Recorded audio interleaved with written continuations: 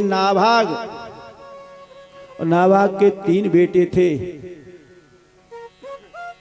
और उनमें से एक उनका बेटा विद्यालय में विद्या पढ़ने के लिए चला गया और विद्या पढ़ने के पश्चात में आया।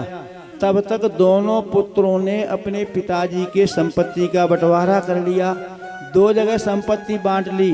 तीसरे बेटा जो विद्यालय में गया था उसकी याद ही नहीं रही। तब तो बड़ी उनको चिंता होने लगी। क्या करना चाहिए? विद्यालय में से विद्या प्राप्त करके लौट करके आया।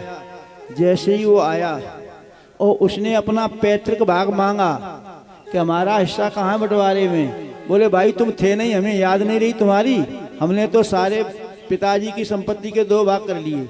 बोले हमें कुछ तो चाहिए। तो उन्होंने कह दिया हाँ तुम्हारे लिए पिताजी ये ले लो इन्हें। अब तो बड़ी समस्या हो गई कि एक तो घर में से भाग भी नहीं मिला और पिताजी सेवा करने के लिए मिल गए। और आज की स्थिति होती तो ये लोग ये कहते कि हम पिताजी को लेके क्या करेंगे। एक सज्जन कल हमारे पास आए थे, नाम तो नहीं बताएंगे, इसी गांव के थे, और उनने अपनी बात कही, बात कहने लायक तो नहीं है। तो उनने कहा वृद्धावस्था है, अब हमारे बेटे हमको बांटना चाहते हैं कि 1-1 महीने भोजन करो। तय भी हो गया है, पर गुरुजी कि 1 महीने में वैसे एकादशी तो 2 होती हैं, पर हमें एक एकादशी तो भी करने पड़ेगी। कैसे करने पड़ेगी?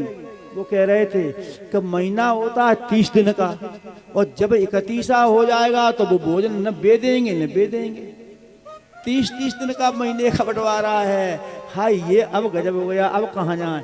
तो हमने ये प्रस्ताव भी फैल कर दिया है, भैया हम आप व्रत रह नहीं पाएंगे, एक दिन कैसे भूखे रहेंगे। अपने माता पिता को जो भोजन भी नहीं दे सकते और बातें ऐसी करते हैं मानो